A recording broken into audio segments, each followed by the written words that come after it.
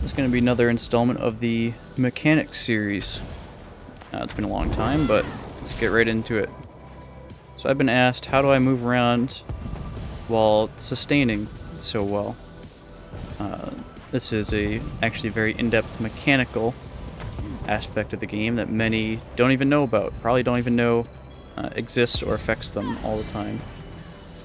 So as you see, I'm able to move around pretty much at sprint speed and dark dealing, jumping around, all willy-nilly, bunny hopping, almost. How is this possible? Why is it the case? How do I do it?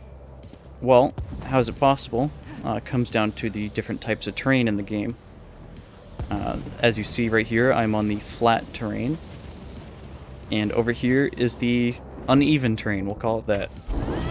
So on uneven terrain, you see everything is slow, you're sort of stuck to the ground.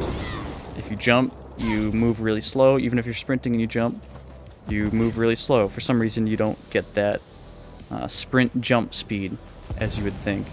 You'd think if you're sprinting, you jump farther, but on uneven terrain, you don't. You go down to the normal walking jump speed. Whether or not this is the case, or you should always go down to this speed when you jump, that's, it's up for you to decide or debate on. Now, if you're sprinting on flat terrain and you jump, you get the sprint jump distance. What I found is, this goes back a long time, but how to do it more reliably is to use the diagonal running. So you see, I'm running diagonal, so I'm holding WD as I run. Now, of course, you input a sprint and then a jump, and you see I go a further distance than if I was to just normally jump, or hold W and jump. Why inputting diagonal helps you get that sprint jump is beyond me. I'm pretty sure it's just buffering because it thinks it's 2 inputs or something like that, or who knows. It's just some weird mechanic in the game. That's just how it always works. So what can we do with this? Well, if you notice, while you're sprinting, our regen goes to 0. So say if we do a sprint jump off a lip or off a ledge or something, if you let go of sprint in the air, you keep your momentum, but you can still get that 1 regen tick. So you may already pay for the sprint, but you can still get your regen tick out of it. Now, if you notice, I'm able to slide when you hit the ground on flat terrain. So let's take a look at that. You should slide about 1 or 2 of these bricks. See, you slide a little bit, I hit that lip there. As you see, as long as you don't hit anything, you slide for a little bit. I got about that distance. Now, during that slide, you carry a certain amount of momentum, and you lose momentum the longer you slide. So, if you input another jump, you can continue with whatever momentum you have. You can actually do that outside with your mount. If you're jumping around between keeps, you may have noticed this. So let's input a jump, and just keep pressing the spacebar to jump. Now I'm only pressing the spacebar, I'm not touching any other keys. Now, if you look at our regen during this, you'll see I still get my regen. So, this means we can keep our sprint momentum and maintain it by bunny hopping. Much like CSGO bunny hopping works. I mean, it is different, but it's the same concept where you just bounce on the ground to keep your momentum in the physics engine of the game. So as you see, this can be useful. Now, if you notice, you can activate abilities. You can even attack people while doing this.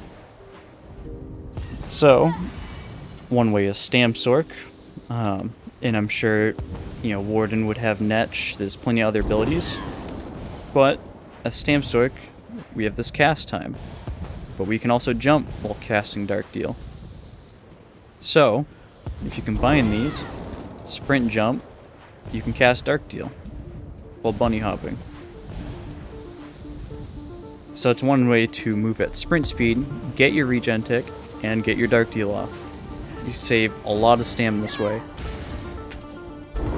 Now, if you take it a step further, not only can you sprint, jump, and bunny hop, but you can do a rapid change in direction.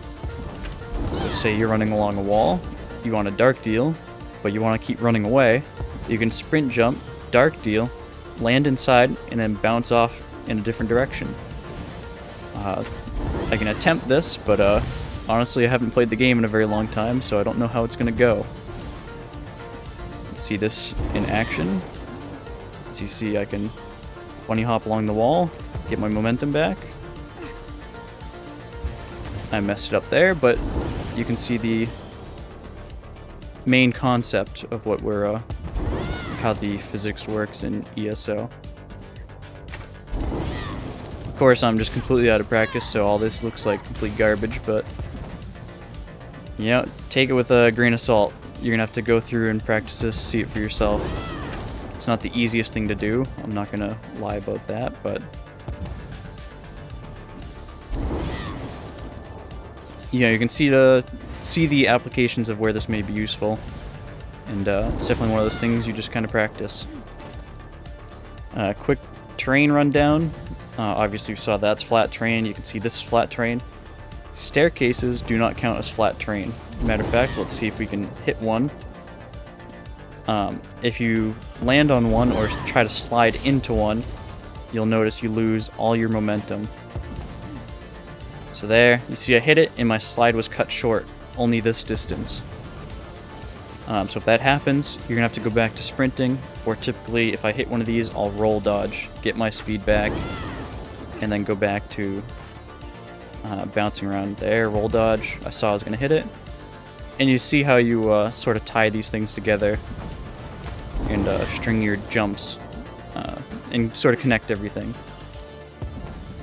It's a fun little aspect of the game that lets you, I guess, mechanically improve in some way.